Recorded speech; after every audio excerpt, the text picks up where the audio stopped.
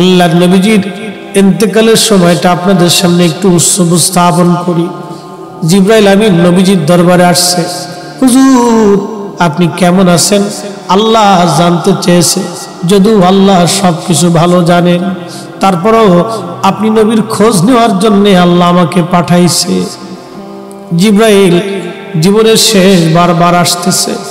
জিবরাইলকে নবীজি বললেন, জিবরাইল আমার কাছে অসুস্থতা লাগে, খারাপ খারাপ লাগে, শরীর ভালো লাগে না। জিবরাইল আমিন চলে গেলেন। পরের দিন আবার আসছে, হুজুর আল্লাহ জানেন, তারপরেও খোঁজ নিতে পাঠাইছে, কেমন আছেন গো নবীজি? নবী বললেন, জিবরাইল আমি অসুস্থ। আবার চলে গেলেন জিবরাইল। পরের দিন আবার আসছে, আবার এসে খোঁজ নিয়ে বললেন, হুজুর আপনি কেমন আছেন? নবীজি বললেন, জিবরাইল অসুস্থ আমি। জিবরাইল আবার চলে গেলেন। চতুর্থ দিনের মাথায় জিবরাইল আসছে। একা আসে নাই রে, মালাকুল মউতকে সঙ্গে করে নিয়ে আসছে। আহা, আমাদের কাছে মালাকুল মউত আসবে, জিজ্ঞাসা করে আসবে না, কিন্তু নবীর দরবারে মালাকুল মউত আসছে। এসে নবীজিকে সালাম দিলেন, হুজুর অনুমতি দিলে ভিতরে আসবো। নবীজি অনুমতি দিলেন। আল্লাহ জিবরাইল এবং মালাকুল মউত দুইজন নবীজির ঘর মোবারকে তশরিফ রাখলেন। পৃথিবীর একটাই ঘর, যে ঘরে ঢোকার আগে জিবরাইল আজরাইল অনুমতি চায়, তিনি রাহমাতুল লিল আলামিনের ঘর। জোরে জোরে বলা যাবে আল্লাহু আকবার। এই সুপ্রিম পাওয়ার আর কারো নসিবে হবে না, আল্লাহ আমার নবীকে দিয়েছিলেন। জিবরাইল আমিন আজরাইল নবীজিকে সালাম দিয়ে বলেন, হুজুর আল্লাহর পক্ষ থেকে আমি আজরাইলের উপরে নির্দেশ, আপনি যদি চান আমি জান কবজ করব, যদি না চান যতদিন ইচ্ছা আপনি পৃথিবীতে উম্মতের মধ্যে থাকবেন গো নবীজি, আপনার যতদিন ইচ্ছা থাকতে পারেন। যদি আপনি হুকুম দেন আমি আপনাকে আল্লাহর দরবারে নিয়ে চলে যাব। আল্লাহ আমাকে এই হুকুম প্রদান করে আপনি নবীর কাছে পাঠাইছে। ইয়া নবী আল্লাহ, অনুমতি যদি দেন, আপনার যেইভাবে অনুমতি হবে আমার হুকুম সেইভাবেই হয়েছে। হুজুর পৃথিবীতে এইভাবে কারো, আপনি নবীর আগে কারো অনুমতি হয় নাই, আপনি নবীর পরে এইভাবে কাউকে বলাও হবে না। ও নবীজি অনুমতি যদি দেন জান কবজ করব, যদি না দেন যতদিন মন চায় আপনি ততদিন পৃথিবীতে থাকবেন। তার মানে পৃথিবীর হায়াত নবীর ইচ্ছার উপরে নির্ভরশীল। কাজটা বললেন কেন? আরো জোরে বলেন। নবী আমার জিবরাইলের দিকে তাকায় বলেন, ভাই জিবরাইল হুকুম কি এরকম? জিবরাইল বলে, হুজুর এইভাবেই তো হুকুম হইছে, আপনি যদি চান যতদিন মন চায় থাকতে পারবেন, চলে যেতে চাইলেও নিয়ে যাওয়া হবে।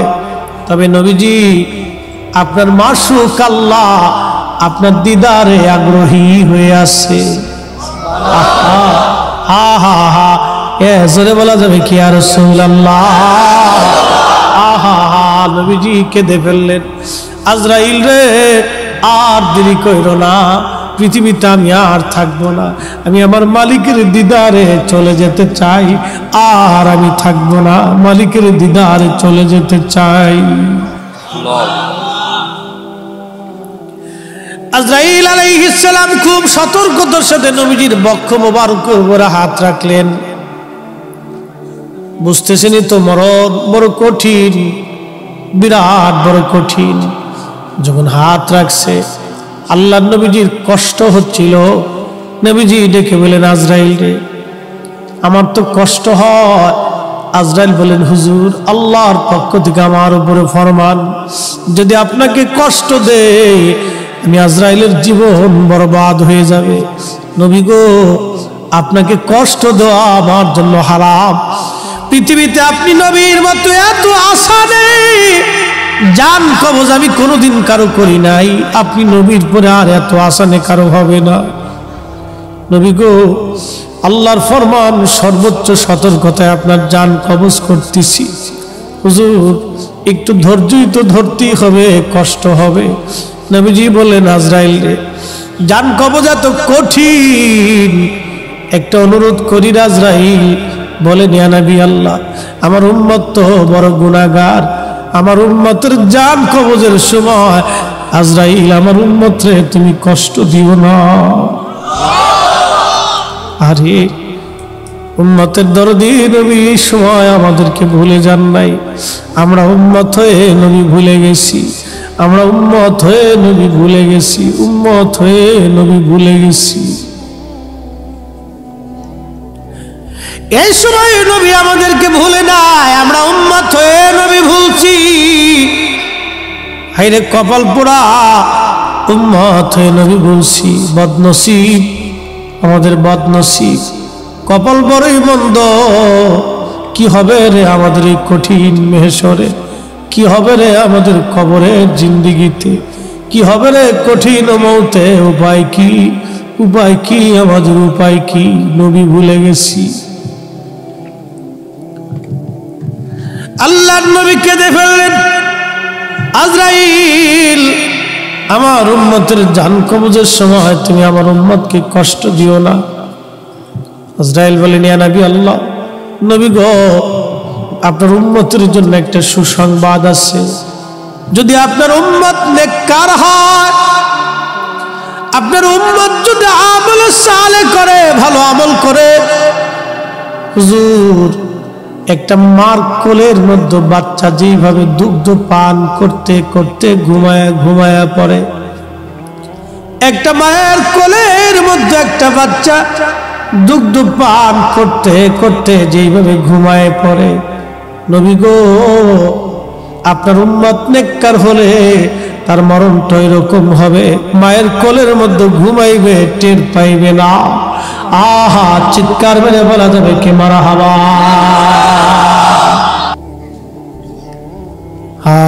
মৃত্যুটা বড় কঠিন।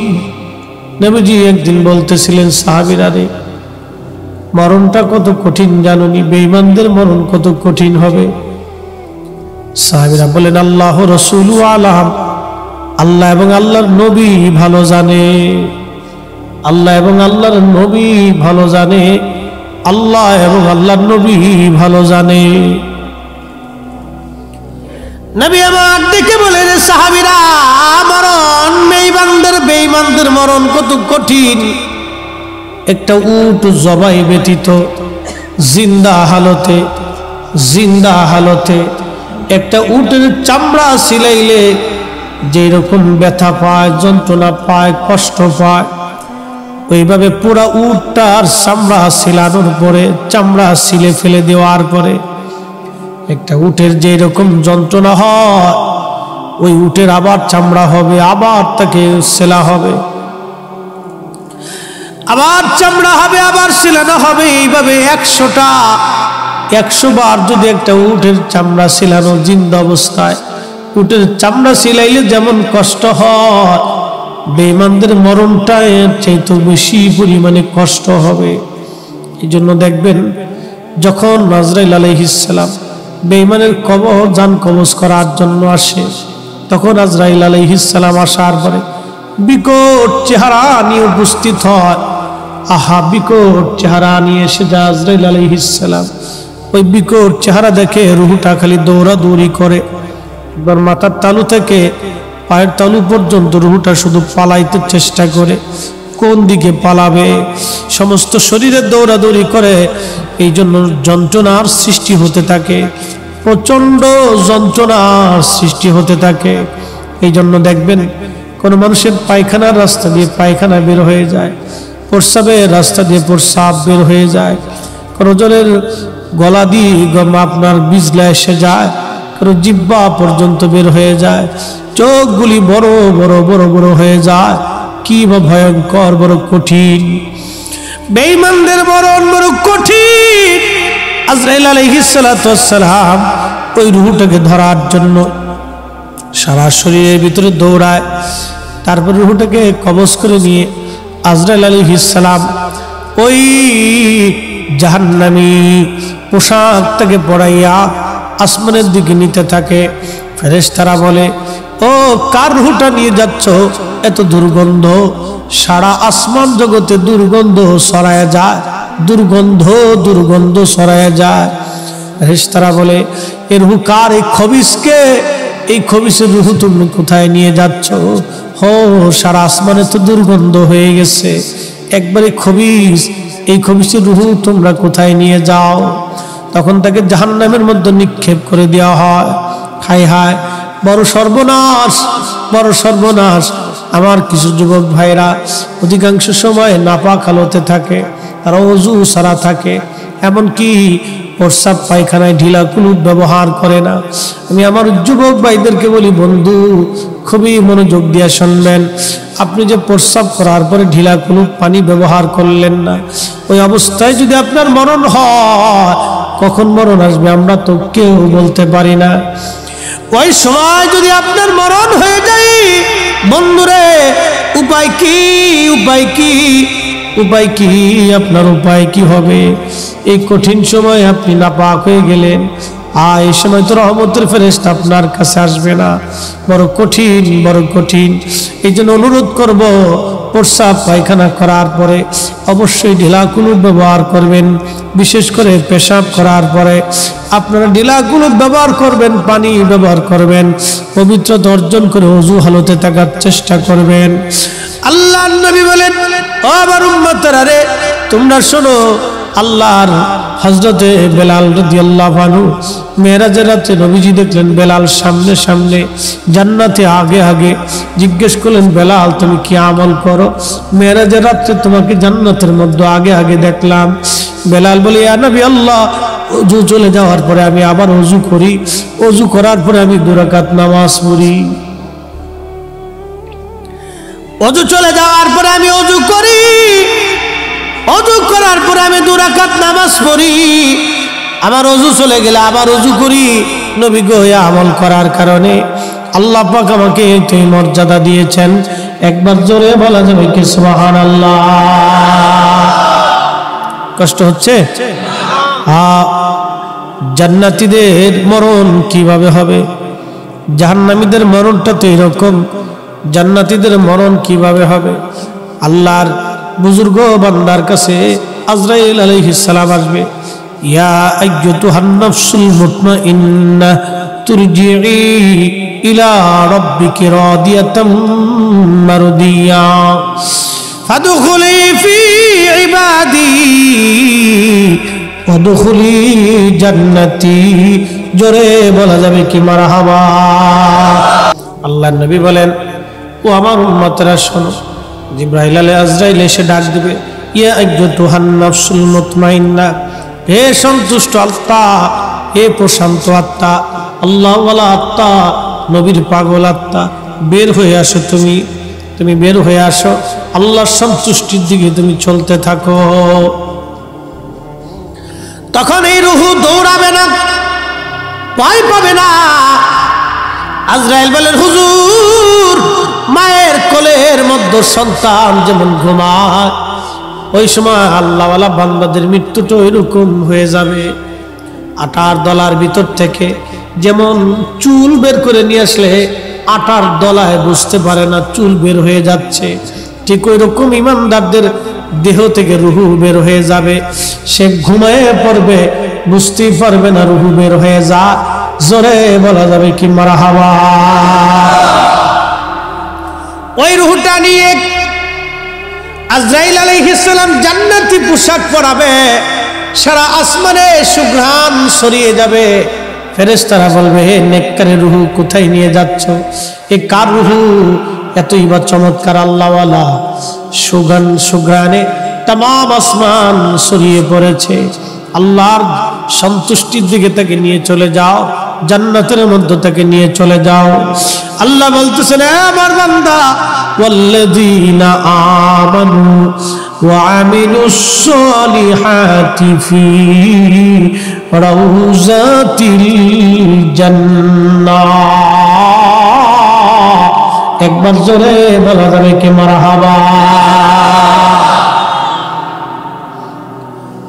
এই যে তার কবরটাকে আল্লাহ জান্নাতের বাগান বানায় দিবে।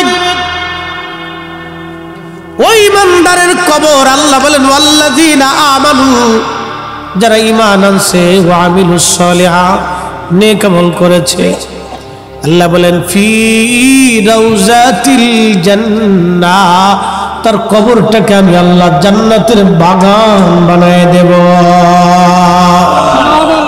আল্লাহর নবী বলেন ইন্নামাল কবরু রাউজাতুম মিন রিয়াজিল জান্নাহ, নিশ্চয় কারো কবর জান্নাতের টুকরার একটা টুকরা হয়ে যাবে। আও হুফরাতুন হুফারুম মিন নার, কারো কবর জাহান্নামের টুকরা হয়ে যাবে। এই ব্যাধিতে আব্দুল্লাহ ইবনে উবাই জাহান্নামে চলে গেছে। এই ব্যাধিতে আব্দুল্লাহ ইবনে উবাই জাহান্নামে চলে গেল। এই ব্যাধিতে আব্দুল্লাহ ইবনে যুলখুলাইসা জাহান্নামে চলে গেল। এই ব্যাধিতে ইয়াজিদও জাহান্নামে চলে গেল। ইয়াজিদের সাঙ্গপাঙ্গরাও জাহান্নামে চলে গেল। এই ব্যাধিতে খারিজি রাফিজিরাও জাহান্নামে চলে গেল। কথা বলেন ঠিক না বেঠে? ব্যাধি তো ব্যাধি না, এটা মারাত্মক ব্যাধি, মারাত্মক ব্যাধি, কঠিন খারাপ ব্যাধি। আপনি নামাজ পড়েন, এটা একটা ব্যাধি। এই ব্যাধি আপনি ওষুধ খেলে সেরে যাবে। ওষুধ বুঝেন, ইস্তিগফার করছেন, তওবা করছেন, আল্লাহ ভুল হয়ে গেছে, আপনি আমারে মাফ করে দেন। রব্বানা যালামনা আনফুসানা, আল্লাহ আমার ভুল হয়েছে, আপনি আমারে মাফ করে দেন। আল্লাহ আমার ভুল হয়েছে, আপনি আমারে মাফ করে দেন। আল্লাহ বলেন কুল, হুজুর আপনি বলেন ইয়া ইবাদিয়াল্লাযীনা আসরাফু আলা আনফুসিহিম, আমার বান্দারা যারা নফসের সাথে জুলুম করছে, গুনাহ করে ফেলছে, আমার বান্দাদেরকে বলে দেন লা তাকনাতু মির রাহমাতিল্লাহ, আমি আল্লাহর রহমত থেকে যেন তারা নিরাশ হয় না। ওয়ালা ইয়াগফিরুয যুনুবা জামিআ, আমি আল্লাহ তাদের জীবনের সমস্ত গুনাহগুলি মাফ করে দেব।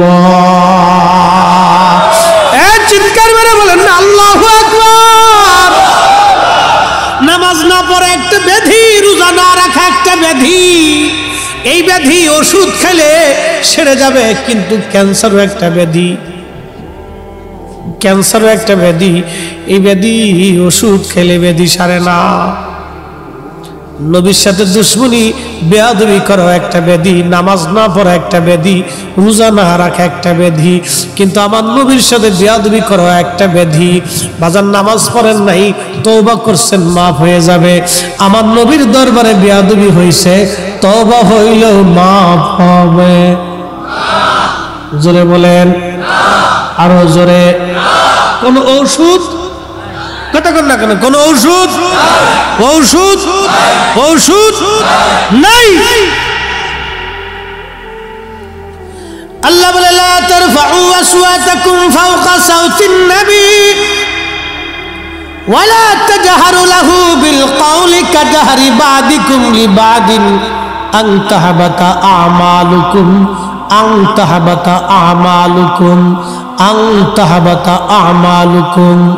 আমার নবীর দরবারে যদি বেয়াদবি হয়, আমার নবীর দরবারে মুস্তাফার দরবারে যদি বেয়াদবি হয়, রে বান্দা আন তাহবাতা আমালুকুম, তোমার জীবনের আমল কবুল হবে না, কবুল হবে না, বরবাদ হবে, বরবাদ হবে, বরবাদ হবে, বরবাদ হয়ে যাবে, বরবাদ হয়ে যাবে, বরবাদ হয়ে যাবে। যদি মাকামে ইব্রাহিমেও নামাজ পড়েন, হাতিমে কাবায় নামাজ পড়েন, কাবার গিলাপ দিয়ে যদি কবর দেওয়া হয়, 1,00,000 বছরও যদি হায়াত হয়, ওইখানে সেজদায় পড়ে পড়ে পড়ে পড়ে জীবন যদি কাটিয়ে দেন, আমার নবীর দরবারে মুস্তাফাতে বেয়াদবি হলে আল্লাহ বলেন কোটি বছরের ইবাদত কবুল হবে না। আনতাহাবাতা আমালুকুম, তোমাদের আমলগুলিকে ভ্যানিশ করে দেওয়া হবে, আমলগুলি ধ্বংস হয়ে যাবে। এই জন্য দরবারে মুস্তাফাতে যারা বেয়াদবি করে, ওরাই হলো অরিজিনাল বেদাতি, বেদাতি, বেদাতি। কথা বলেন ঠিক কিনা? চলে যেহেতু যাওয়াই লাগবে, নবীজির পক্ষে থেকে যাইতে হবে। আহা, মরণ বড় কঠিন, কবর বড় ভয়াবহ জায়গা। নবীজি বলতেছিলেন আয়েশারে, তুমি কি জানো মানুষের জীবনের কঠিন সময় কখন হবে? আম্মা জান আয়েশা বলেন আল্লাহু রাসূলুহু আলাম, আল্লাহ এবং আল্লাহর নবী ভালো জানে। নবী আমার দিকে বলে আয়েশা রে, মানুষের জীবনের কঠিন সময় হলো তখন যখন তার মরণ হবে। মরণ হয়ে যাওয়ার পরে তার লাশটাকে নিয়ে গোসলখানায় নিয়ে গরম পানি দিয়ে তার লাশ দাফন গোসল করানোর জন্য শরীরের উপরে যখন পানি ঢালা হবে, পানি ঢালার সময় রুহটা কাঁদতে থাকে আর বলে, সন্তান তোমরা কি একটু দেরি করতে পারলা না? তোমরা কি দেরি করতে পারলা না?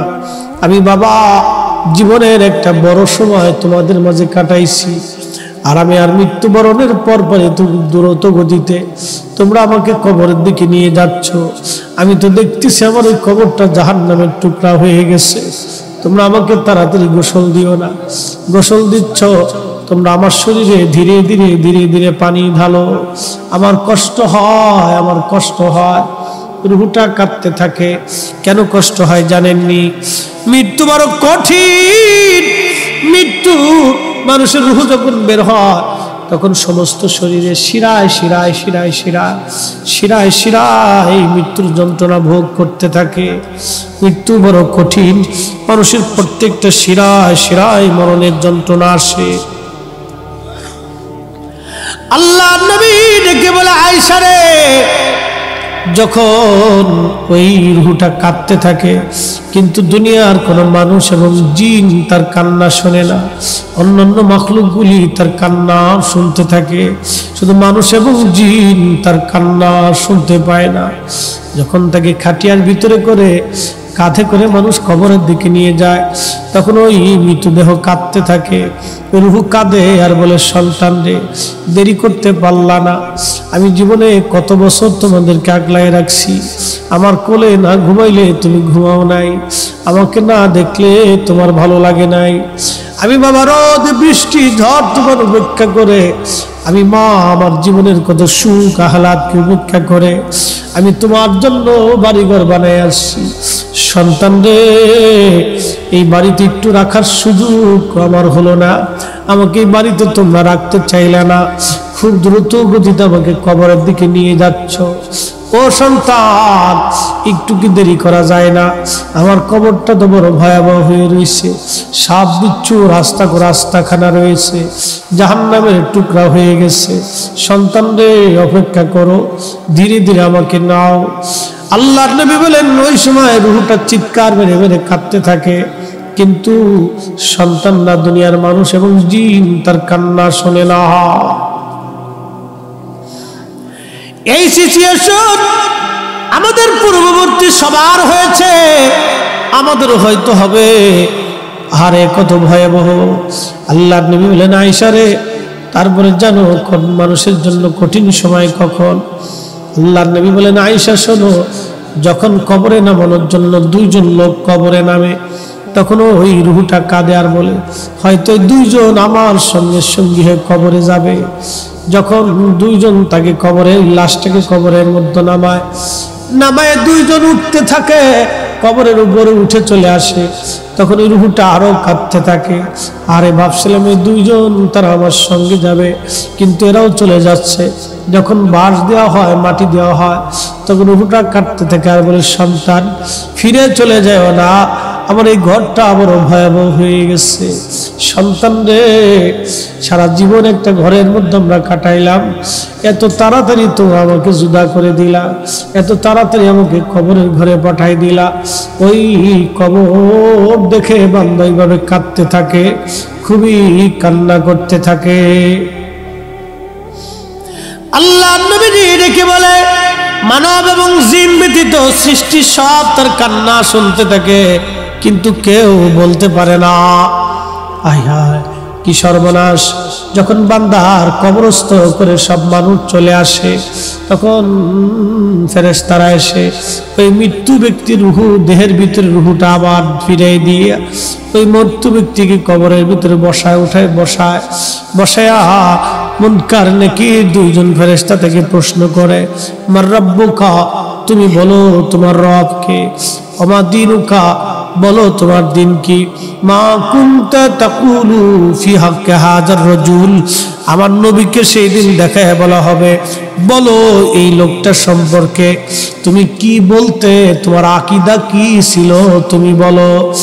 এই নবী সম্পর্কে তুমি কি জানতে, তুমি কি বলতে, তুমি বলো, তুমি কি বলতে, তুমি বলো। আল্লাহর নবী বললেন, যদি ঈমানদার হয় তাহলে সে উত্তর দিবে, আর যদি মুনাফিক ও বেঈমান হয় তখন সে শুধু বলবে লা আদরি লা আদরি লা আদরি, আমি কিছুই তো জানি না, আমি কিছুই বলতে পারি না, আমার জবানে কোনো কথা আসে না, আমি কিছুই উত্তর পারি না। তখন বলতে থাকবে, আল্লাহ বলবে ফেরেশতারা আমার এই বান্দার কবরটাকে হুফরাতুম মিন হুফারিন নার, একবারে জাহান্নামের টুকরা বানায় দাও, জাহান্নামের টুকরা বানায় দাও, জাহান্নামের টুকরা বানায় দাও। আর যদি নেককার হয় তখন ওই বান্দা বলে মার রাব্বুকা, তোমার রব কে? বলে রাব্বি আল্লাহ, আমার রব হলো আমার আল্লাহ। আমার দিনুকা, তোমার দিন কি? বলে ইসলাম। মা কুনতা তাকুলু ফি হাক্কি হাদার রাজুল, এই লোক সম্পর্কে তুমি কি বলতে, তোমার কি আকীদা ছিল তুমি বলো, তোমার কি বিশ্বাস ছিল তুমি বলো। হাদার রাজুল নবিয়ুনা মুহাম্মদুর রাসূলুল্লাহ সাল্লাল্লাহু আলাইহি ওয়াসাল্লাম, তখন এই লোকটা উত্তর প্রদান করে দিবে, আল্লাহর পক্ষ থেকে তার জবাব এসে যাবে। একবার জোরে বলা যাবে কি সুবহানাল্লাহ। এখন প্রশ্ন করি, বুঝলে ওয়াজ তো শুনছেন অনেক সময়, সারা জীবন ওয়াজ শুনবেন। আচ্ছা আপনারা বলেন, এই মাহফিল থেকে বাড়ি যাওয়ার মতো সুযোগ আমাদের আছে? হ্যাঁ, কেউ কি গ্যারান্টি দিতে পারবো? 100% গ্যারান্টি জীবনে কারো হবে না। এখান থেকে উঠে বাড়ি চলে যাব, নিঃশ্বাস গ্রহণ করেছি ছেড়ে দিব, এমন কি কোনো গ্যারান্টি আছে? নিঃশ্বাস ছেড়েছি আবার টেনে নিব, এমন কোনো গ্যারান্টি নাই। আল্লাহ বলেন, বলে ইউআখিরুল্লাহু নাফসান ইযা জাআ আজালুহা,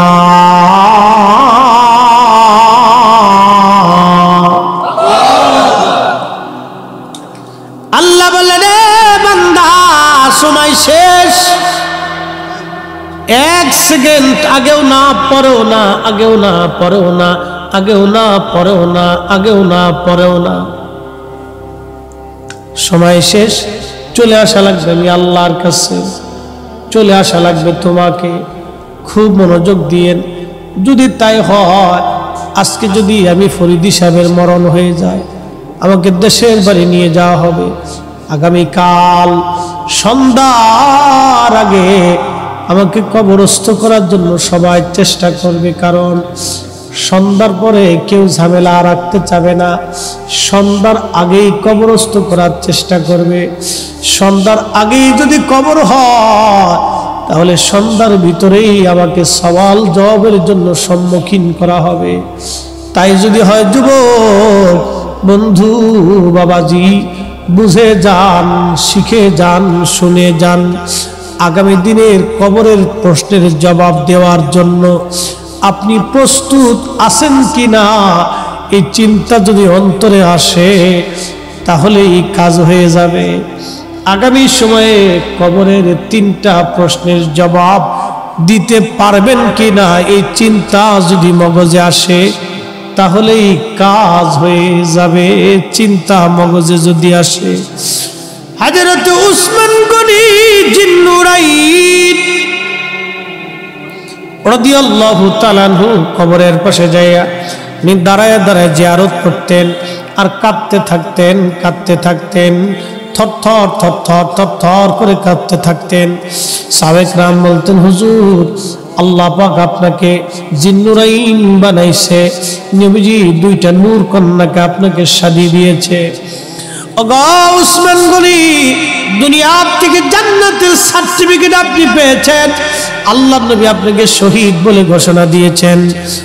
তারপরও কবর দেখে আপনি কাঁদেন কেন? উসমান গনি জিন্নুরাইন বলতেন, ও দুনিয়ার মানুষ শোনো, এই কবর হলো প্রথম ঘাঁটি। এই কবরের 3টা প্রশ্নের জবাব যে দিতে পারবে, বাদ বাকি মঞ্জিলগুলি তার জন্য সহজ হয়ে যাবে। এই কবরের 3টা প্রশ্নের জবাব যদি কেউ দিতে না পারে, তার জন্য সর্বনাশ হয়ে যাবে, সর্বনাশ হয়ে যাবে। তাহলে বলেন, এই 3টা প্রশ্নের জবাব দেওয়ার জন্য প্রস্তুত আছে কিনা? এটা আগামী দিনও আমাদের জীবনে হতে পারে, কোনো গ্যারান্টি নাই। আল্লাহ বলছেন, ওয়ামা তাদরি নাফসুম বিআই আরদিন তামুত।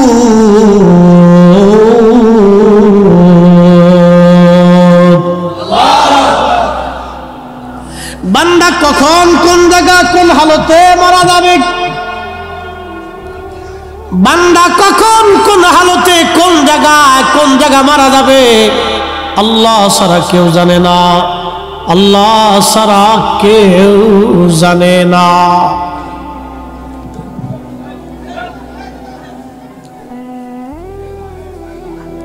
এই রাস্তায় যারা আছেন, কথা না বলি ভাই, বহু পোলাপান দেখা আছে ট্রাকের নিচে পড়ে গেছে।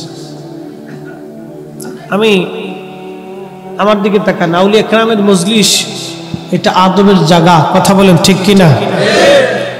এই ওয়াজ ঘুরে গেল, এখন ওয়াজ ঘুরে গেল। যশোরে গেছিলাম, চৌগাছা এক মাহফিলে। একটা ছেলে আমার মাহফিলে বসে সানগ্লাস মুখে দো, সানগ্লাস মুখে দো। তো ওয়াজ শেষ, ছেলের এসে বললো, হুজুর আপনি বাস্তবতার নিরিখে আজকে আলোচনা করেছেন, ভালোই লাগলো। বললাম কেমন? বলে যে আপনার সামনে একটা যুবক বসা ছিল না, সানগ্লাস মুখে দেওয়া। আমি বললাম হা ছিল। বলে হুজুর ছেলেটা অন্ধ হয়ে গেছে। আমি বললাম অন্ধ হলো রোগের কারণে না অ্যাক্সিডেন্টে? বলে না হুজুর, রোগেও না অ্যাক্সিডেন্টেও না, একটা ভুলের জন্য। আমি বললাম ভুলটা কেমন ছিল? বলে এই ছেলেটা আর আমার বাবা একদিন ব্রিজের রেলিংয়ের উপরে বিকেলবেলা বসে রয়েছে। ব্রিজের রেলিং চিনেন তো, ব্রিজের পাশে যেটা থাকে এটাকে রেলিং বলে। এই ব্রিজের রেলিংয়ে বসে রয়েছে, তেমন একটা পাগল আসছে, শরীর ভরা ঘাও, দুর্গন্ধ, পাগল। পাগল তো পাগল। তো আসার পরে এই পাগলটা যখন এই ছেলেটার পাশে দাঁড়াইছে, তখন এই ছেলেটার খুব ঘৃণা লাগছে, খুব বিতৃষ্ণা লাগছে, ঘৃণা লাগছে। তখন এই ছেলেটা শুধু, এই আমার দিকে তাকান, শুধু এতটুকুন বলছে, আহ থু, আহ থু, এতটুকুন বলছে। মানে সে থুতু ফেলাই দিয়ে সরে আসছে। সরে আসতে দেরি হয়েছে, আল্লাহ চোখ দুইটা বন্ধ করতে দেরি করেন। ছেলেটা আমার হাতটা ধরে বলল, হুজুর আমি তো বাংলাদেশের বড় ডাক্তারও দেখাইছি, ইন্ডিয়ার ডাক্তারও দেখাইছি। ডাক্তার বলে আমার চোখে কোনো রোগ নাই, কিন্তু আমি তো চোখে দেখি না। হুজুর আপনি একটু দোয়া করেন, আল্লাহ যাতে আমার চোখটা ফিরাই দেয়। ঠিক এইভাবে হাতটা ধরে আমাকে বলতেছে।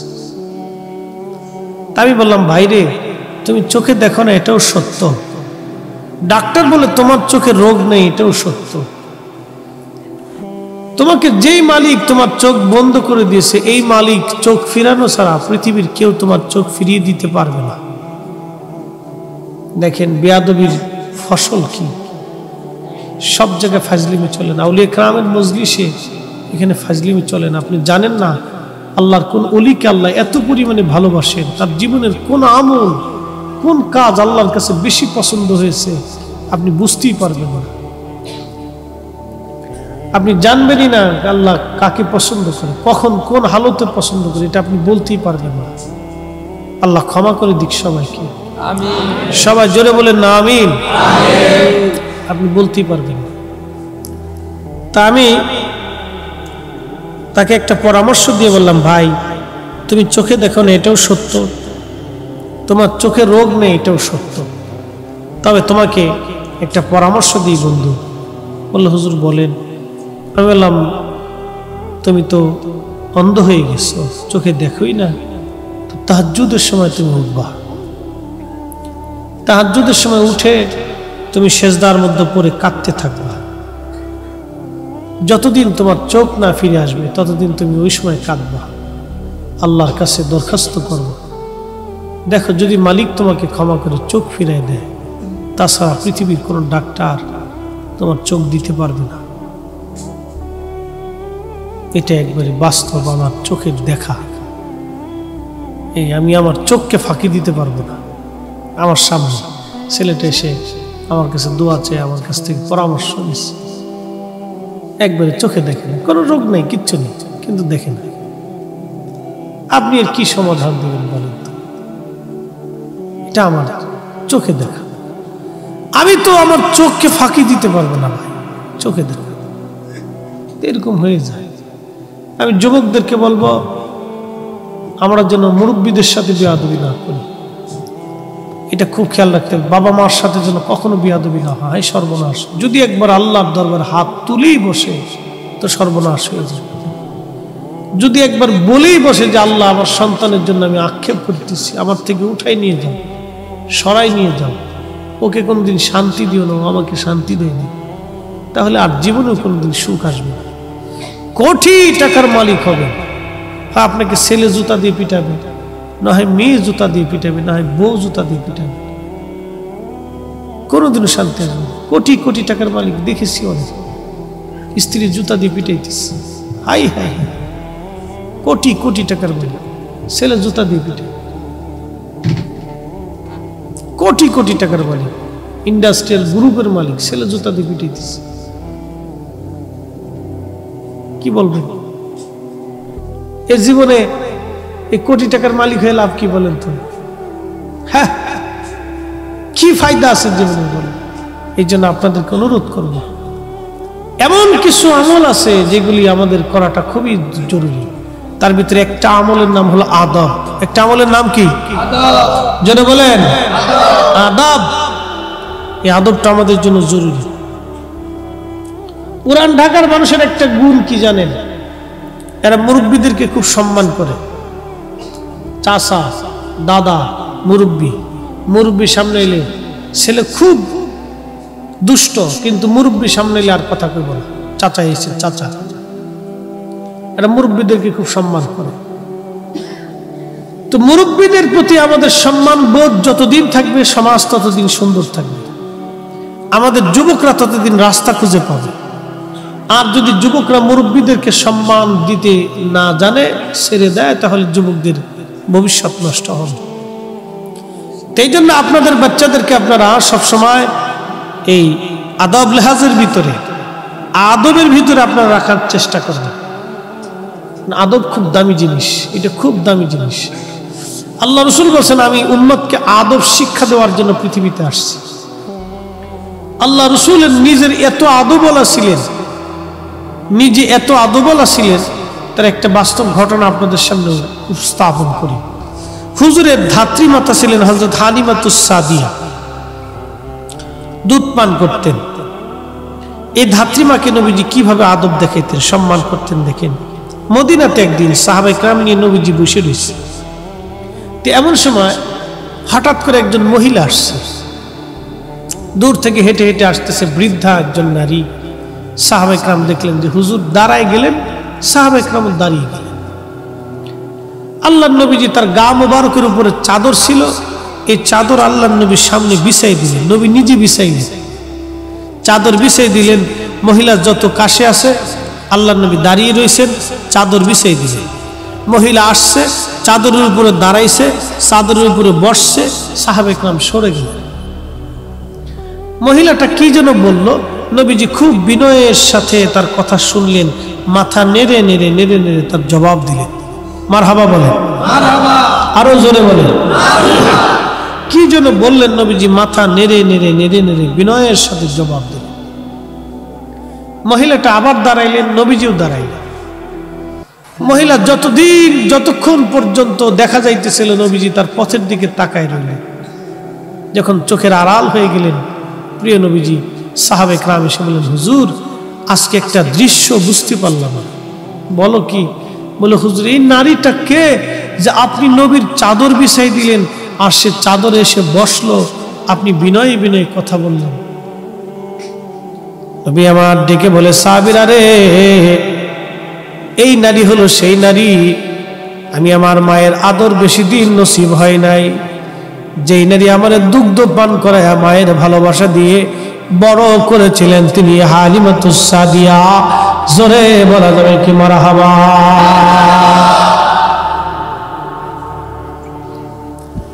বলে আমার ধাত্রী মা এসেছিল আমার কাছে বিশেষ প্রয়োজনে, আমি নবীজি তার প্রয়োজন মিটাই দিয়েছি। সে আসছে, আমি তার গায়ে আমার গায়ের চাদর বিছাই দিয়েছি। সে আসার পরে আমি তার প্রয়োজনগুলি মিটাই দিয়েছি, বিনয়ে বিনয়ে কথা বলেছি। আমি আমার ছোট্টকালে এই মায়ের দুগ্ধ পান করে বড় হয়েছি। মায়ের ভালোবাসা দিয়ে আমার এই মা আমাকে বড় করে তুলছে।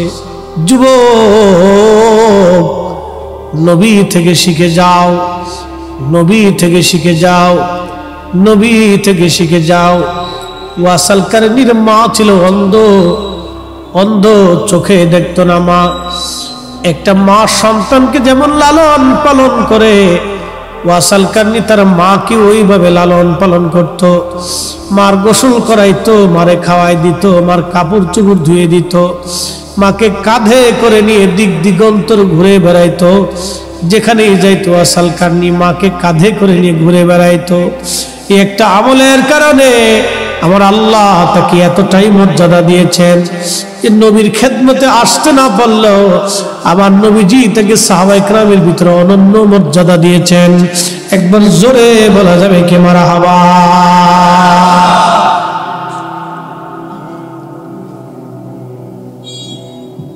অতএব কেউ যদি তার বাবা মাকে এইভাবে সম্মান করে, কেউ যদি তার বাবা মাকে সন্তানের মতো লালন করে, আবার বলি আমাদেরকে যেমন বাবা মা লালন করছে, ছোট্টকালে আমরা বাবা আমাদেরকে হাতে হাতে ধরে হাঁটায় হাঁটায় শিখাইছে, শিখাইছে না ভাই? শিখাইছে। রাস্তায় হাঁটা ধরা শিখাইছে। আমরা জিজ্ঞেস করছি বাবা এটা কি, ওটা কি, সেটা কি, ঘাড়ে করে কাঁধে করে নিয়ে ঘুরিয়ে বেরিয়েছে। আপনি আপনার বাবা মাকে ওইভাবে বৃদ্ধকালে লালন পালন করবেন, যদি করতে পারেন তো কামিয়াব। তিনটা জিনিস দুনিয়ার মধ্যে পাবেন, একটা নিয়ামত, একটা হায়াত, আর একটা দৌলত, আর একটা ইজ্জত। একটা পাবেন হায়াত, আরেকটা পাবেন দৌলত, আর একটা ইজ্জত। তিনটা জিনিস কোনোদিন নষ্ট হবে না। হায়াত পাবেন, দৌলত পাবেন, ইজ্জত পাবেন। অর্থাৎ হায়াতের কমতি হবে না, লম্বা হায়াত পাবেন। সম্পদের কোনোদিন অভাব হবে না। 3 নম্বর, ইজ্জতের ঘাটতি কোনোদিন হবে না। যদি পিতামাতার খেদমত দুনিয়া থেকে, বাবা মা যেমন সন্তানদের ভালোবাসে, আদর করে, যত্ন করে, সন্তান হয়ে পিতামাতাকে যদি ওইভাবে যত্ন নিতে পারেন, বাবা মার সন্তানের যত্ন যেরকম নেয়, সন্তান যদি ওই রকম বাবা মার যত্ন নেয়, তাহলে দুনিয়ার ভিতরে সন্তানই তিনটা জিনিস পাবে। একটা বহু সম্পদের মালিক হবে, আর একটা বহু ইজ্জতের মালিক হবে, আর একটা বহু হায়াতের মালিক হবে। বহু হায়াতের মালিক হবে। আমার জীবনে একটু সুযোগ হয়েছে, বেশি হয়নি। আমি ক্লাস 10 পর্যন্ত, দাখিল পর্যন্ত সুযোগ পাইছি মার খেদমতে। কাপড় চোপড় ধোয়া থেকে শুরু করে, থালা বাসন মাজা থেকে শুরু করে, রান্না পর্যন্ত মার করে দিতাম। বুঝতে পারছেন? মানুষ আমাকে কইতো আমি তার একটা মেয়ে। থালা বাসন ধোয়া থেকে শুরু করে রান্না বান্না, সব রান্না বান্না আমি পারতাম। অবশ্য ভুলে গেছি, মনে নাই। সব রান্না পারতাম, কোনো রান্না বাদ ছিল না। রান্না বান্না খুব পারতাম আমি। মার রান্না বান্না থেকে শুরু করে, কাপড় চোপড় ধোয়া থেকে শুরু করে, থালা বাসন মাজা থেকে শুরু করে সব করে দিতাম। এটা আমার একটা সময়, আমি মার খেদমতের সুযোগ পাইছি, আল্লাহ আমার নসিব করছে। হয়তো সেই দোয়া আমার জীবনে কবুল হয়েছে, তো মার খেদমতের দোয়াটা মঞ্জুর হয়েছে। এরপরে আলিমে ভর্তি হওয়ার পরে আর সুযোগ হয়নি, নসিব হয়নি, তেমন একটা সুযোগ হয়নি, হালকা সুযোগ হয়েছে। তো এই জন্য আপনাদেরকে অনুরোধ করব, যদি এই কয়েকটা নিয়ামত আপনারা চান, তাহলে এই কাজগুলি করতে হবে। ভাই, পৃথিবী থেকে আমরা কবরে চলে যাব, এটা দেমাগের জায়গা না। পৃথিবীটা তাকাব্বুরির জায়গা না, অহংকারের জায়গা না। আল্লাহর দেওয়া নির্দিষ্ট একটা সময়ের জন্য আমরা এখানে আসছি, কিছু ভালো কাজ করার জন্য, কিছু ভালো কাজ করার জন্য আমরা এখানে আসছি। জিন্দেগি তোর যায় রে ফাঁকি দিয়ার সোনার ব্যবসা বাণিজ্য খুবই ভালো হলো, বেচা কেনাও খুব সুন্দর হলো। কিন্তু একদিন রাজ দরবারের সামনে ঘটলো এক আশ্চর্য ঘটনা। একটা অনুষ্ঠানের মতো সাজানো হয়েছে, বন্ধুকে নিয়ে উনি দেখতে গেলেন। যা দেখলেন একটা তাবু সুন্দর করে স্বর্ণ খচিত, খুবই চমৎকার একটা তাবু গাড়া হলো। এই তাবুর ভিতরে একটা লাশ নিয়ে আসা হলো, খুব সুন্দর খাটিয়ায় করে একটা লাশ আনা হলো। এই লাশটা তাবুর ভিতরে ঢুকিয়ে দেওয়া হলো। এরপরে উন্ডা দেখতে পাইলেন পরমা সুন্দরী সুন্দরী যুবতী যুবতী মেয়েরা ওই তাবুর চারপাশ দিয়ে হাঁটতেছে, দৌড়াচ্ছে আর কাঁদতেছে, আর কি যেন বলতেছে আর কাঁদতেছে, কি যেন বলতেছে আর কাঁদতেছে। তিনি দেখলেন কিছুক্ষণ পরে আর একদল মানুষ আসলো, তারা খুব বৃদ্ধ এবং খুব জ্ঞানী গুণী কিছু মানুষ এসে চারপাশ দিয়ে কানলো, ঘুরতে লাগলো আর কাঁদতে লাগলো আর কি যেন বলতে লাগলো। এরাও চলে গেল। আবার কিছুক্ষণ পরে দেখা গেল একদল কমান্ডো সৈন্য আসছে, খুব খুব শক্তিশালী সৈন্যরা চারপাশ দিয়ে কি যেন বলতে লাগলো আর ওরাও কাঁদতে লাগলো। কেঁদে কেঁদে বলে বলে ওরাও চলে গেল। আল্লাহর ওলি দেখলেন এরপরে দেশের রাজা এবং রানী দুইজন এসে তাঁবুর চারপাশ দিয়ে ঘুরলো, কি যেন বললো আর কেঁদে কেঁদে কেঁদে কেঁদে রানীও চলে গেল, রাজাও চলে গেল। আল্লাহর ওলি বন্ধুকে জিজ্ঞেস করলেন, বন্ধু তুমি তো তাদের ভাষা জানো, আমি তো তাদের ভাষা জানি না, আচ্ছা এই ঘটনাগুলি কি, এখানে কি হয়েছে আমাকে কি বলবা?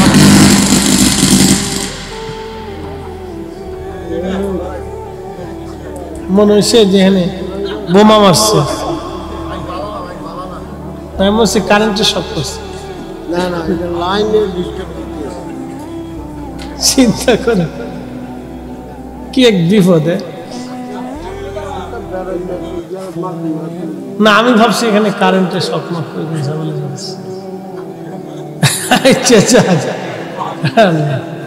একসাথে বলি আল্লাহু আকবার, নারে তাকবীর, বলি লা হাওলা, না একসাথে লা হাওলা ওয়ালা কুওয়াতা ইল্লা বিল্লাহ, লা হাওলা ওয়ালা কুওয়াতা ইল্লা বিল্লাহ। ঠিক জিনিস, শয়তানে খালি লেটা বাঁধনের বুদ্ধি দিচ্ছে না। দেখবেন মাহফিল চলতেছে, দুটো কুত্তা লয়ে এসে, দুই কুত্তা কোথার থেকে দৌড়ে এসে মাহফিলের ভিতরে গেঞ্জাম বাঁধাই দেবো ঠিক নেই, দুই কুত্তায় মারামারি লাগা দিচ্ছে। শয়তানের চাবে এটা নষ্ট করার জন্য। এইটা আওয়াজ তো মনে হয়েছে তুফান ছুটতেছে। তো মনোযোগ দিন, যেহেতু আমার বিষয়টা কবর হাসর, এই জন্য এই বিষয়ের উপরে বাহিরে যাওয়াটাও ঠিক না, এই জন্য বলতেছি। হাসান বসরি রহমতুল্লাহ বলতেছেন, আমি বন্ধুকে জিজ্ঞেস করলাম, বন্ধু বলো তো এই পুরা ঘটনাটা কি, এখানে কি ঘটলো আমাকে একটু বিস্তারিত বলো। ওই বন্ধু ডেকে বলে, ঘটনা হলো এই দেশের রাজা, যিনি রাজার ছেলে যুবরাজ মারা গেছে। যুবরাজ মারা যাওয়ার পরে তার জন্য সুন্দর একটা তাবু খাটানো হলো, স্বর্ণখচিত তাবু। যেহেতু যুবরাজ, তার খাটিয়াটাও স্বর্ণের খাটিয়ায় করে নিয়ে এসে তাবুর ভিতরে ঢুকাই দিয়া সর্বপ্রথম যে নারীগুলি আসছে এরা হলে রোম দেশের সবচেয়ে সুন্দরী যুবতী নারী। এদের চাইতে এত সুন্দরী নারী রোম দেশে আর নাই। এই নারীগুলি এসে এই তাঁবুর চারপাশ দিয়ে ঘুরতেছিল আর কাঁদতেছিল আর বলতেছিল, যুবরাজ যদি সৌন্দর্য দিয়ে যৌবন দিয়ে তোমাকে পৃথিবীতে বাঁচানো সম্ভব হতো তাহলে আমরা রূপ এবং যৌবন দিয়ে তোমাকে বাঁচায় রাখতাম, কিন্তু রূপ আর যৌবন দিয়ে বাঁচানো সম্ভব হলো না। যুবরাজ যে নারীরা কেঁদে কেঁদে চলে গেল। এরপরে এই রোম রাজ্যের সবচেয়ে বড় বড় জ্ঞানী গুণী ডাক্তার, কবিরাজ, দার্শনিক, সাহিত্যিক আর সবচেয়ে বড় বড় জ্ঞানী গুণীরা এসে চারপাশ দিয়ে ঘুরে ঘুরে কেঁদে বলল, যুবরাজ যদি মেধা দিয়ে জ্ঞান দিয়ে তোমাকে বাঁচানো সম্ভব হতো তাহলে আমরা রোম রাজ্যের সবচেয়ে বড় বড় জ্ঞানীরা আমাদের মেধা এবং জ্ঞান দিয়ে তোমাকে বাঁচানোর চেষ্টা করতাম, কিন্তু আমাদের মেধা তোমাকে জীবন বাঁচাইতে সম্ভব হবে না, কারণ আগেও যারা চলে গেছে এখনো চলে যাবে, আগামীতেও সবাই চলে যাবে।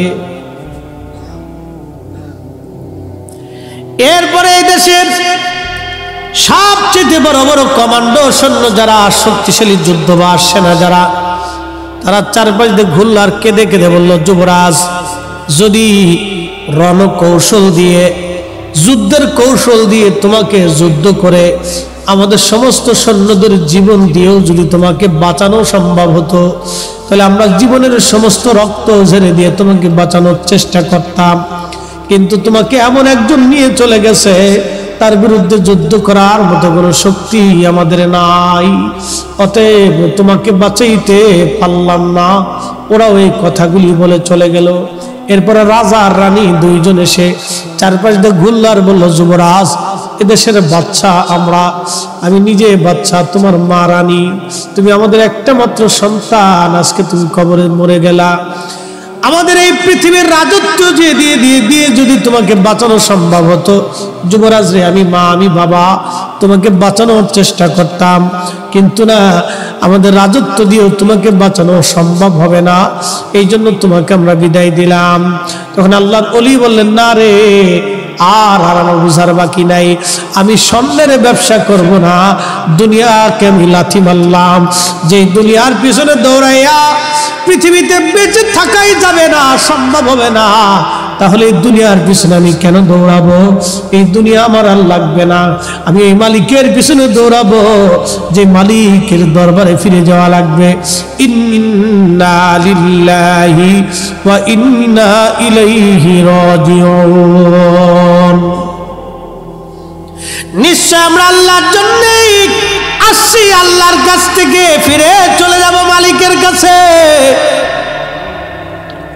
মিনহা খলাকনাকুম ফিহা নুঈদুকুম ওয়া মিনহা নুখরিজুকুম তারাতান উখরা। আমাদেরকে মাটি থেকে সৃষ্টি করা হলো, এই মাটির ভিতরেই দাফন করা হবে, এই মাটির ভিতর থেকে আল্লাহ আমাদেরকে আবার উঠাইয়া মেহশরের মাঠে আল্লাহর আদালতের সামনে দাঁড় করাবে। অতএব বন্ধু, আল্লাহর ওলির জীবন পরিবর্তন করে দিয়ে বললেন, না, আমি আর স্বর্ণের মণি মুক্তা জহরতের ব্যবসা করব না, এই ব্যবসা আমি ছেড়ে দিলাম। একজন যুবরাজের হালত যদি এরকম হয় তাহলে আমরাও তো পৃথিবী থেকে চলে যাব, দুনিয়ার মোহে আর দৌড়াবো না রে, আমি মালিকের পিছনে দৌড়াবো। জীবন পরিবর্তন হয়ে আল্লাহওয়ালা হয়ে আল্লাহর ওলি হয়ে তারা কবরে চলে গেছে। একবার জোরে বলা যাবে কি মারহাবা। চলে যেতেই হবে, পৃথিবী থেকে থাকার কোনো সুযোগ আমাদের জীবনে নাই। তো ভাই, আপনাদেরকে অনুরোধ করব, আপনারা চলে, যেহেতু যাওয়াই লাগবে, অতএব আপনারা পৃথিবী থেকে এই কিছু নেক আমল আপনারা কবরে নিয়ে যেতে হবে। আল্লাহ বলছেন, বললা আস, একসাথে জোরে বলি তো আল্লাহু আকবার। না হয় না, হয় না, হয় না, আরো জোরে, আরো জোরে, আরো জোরে, আরো জোরে। আচ্ছা, আল্লাহু আকবার ওয়ালিল্লাহিল হামদু বিসমিল্লাহির রাহমানির রাহিম।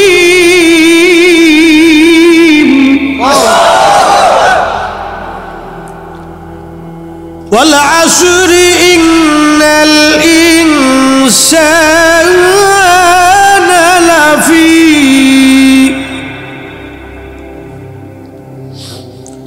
ওয়াল আসর ইন্নাল ইনসানা লাফি খুসরিন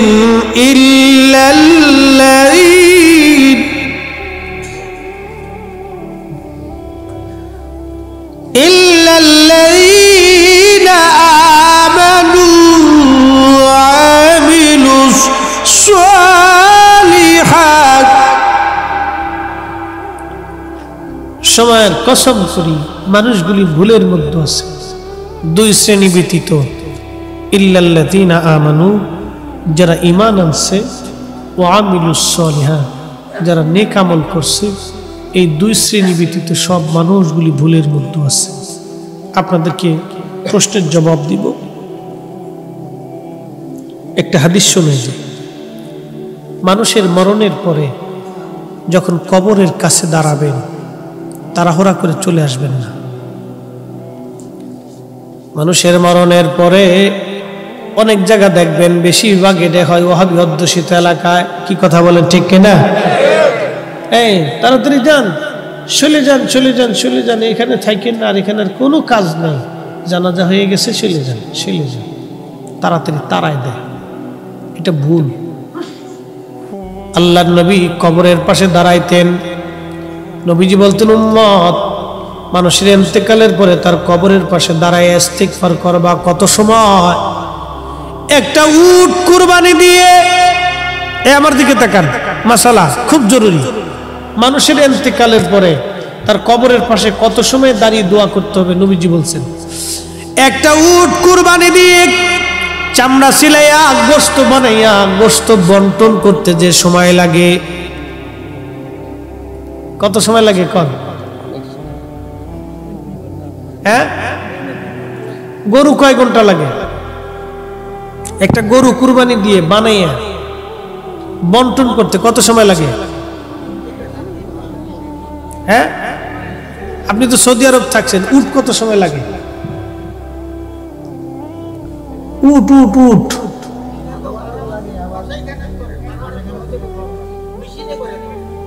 মেশিন বাদ দেন, ওই নবীর জমানায় মেশিন ছিল না। 3 ঘন্টা। আচ্ছা, 3 ঘন্টা। অ্যাটেনশন প্লিজ, আমার দিকে থাকবেন। নবীজি বললেন, উম্মত, একটা উট কুরবানি কইরা চামড়া সিলাইয়া গোশত বানাইয়া বন্টন করে দিতে যে সময় দরকার, এই সমপরিমাণ তোমার ভাইয়ের কবরের পাশে দাঁড়াইয়া দাঁড়াইয়া ইস্তাগফিরু লিআখিকুম, তোমার ভাইয়ের জন্য তুমি ইস্তিগফার করতে থাকো, দোয়া করতে থাকো। একবার জোরে বলা যাবে কি মারহাবা? আর আমরা দেশের সিস্টেম হলো, সরে যান, সরে যান, সরে যান, তাড়াতাড়ি চলে যান, চলে যান, চলে যান, চলে যান। মনে হয় যে ঠাডা পড়ছে, মনে হয় যে গজব নাজিল হইছে, সরে যান, চলে যান, চলে। কে এত তাড়াহুড়া করেন কে?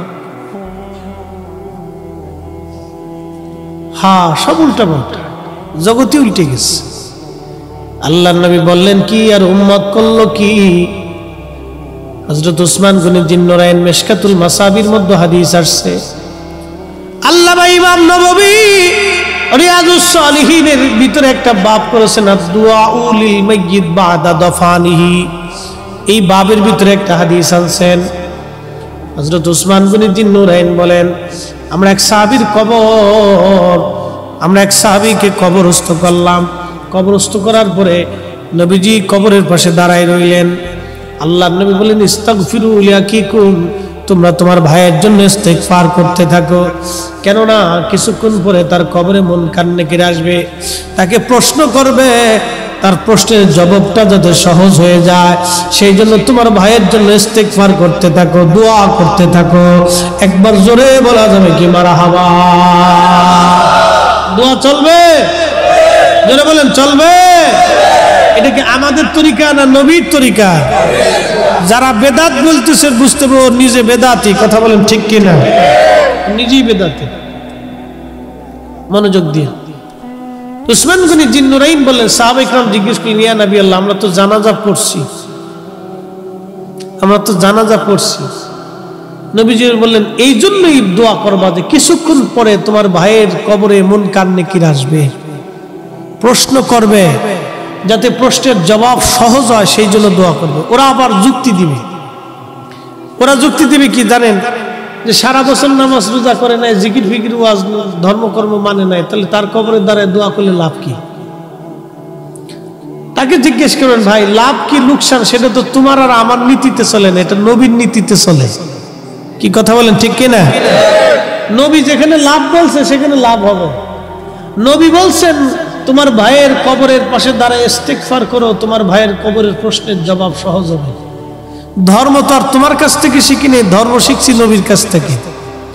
নবী যেহেতু বলছেন কবরে ভাইয়ের দুয়ার কারণে কবরের প্রশ্নের জবাব সহজ হবে, অতএব আমরা আমাদের ভাইয়ের কবরের পাশে দাঁড়ায় দোয়া করব যাতে তার প্রশ্নের জবাবটা সহজ হয়ে যায়। এখন হবে কি হবে না সেই চিন্তা আমার আর তোমার না। কাজ করার দায়িত্ব আমাদের, কবুল করার দায়িত্ব আল্লাহ। আল্লাহ যদি করেই বসে তাহলে এখানে কারো কোনো দ্বিমত নাই, আর না করে বসলেও কবর জিয়ারতের কারণে অন্তত তার ইহসান হবে, তার আল্লাহ পাক তাকে সহজ করে দিবে। একসাথে ভাই বলা যাবে না সুবহানাল্লাহ?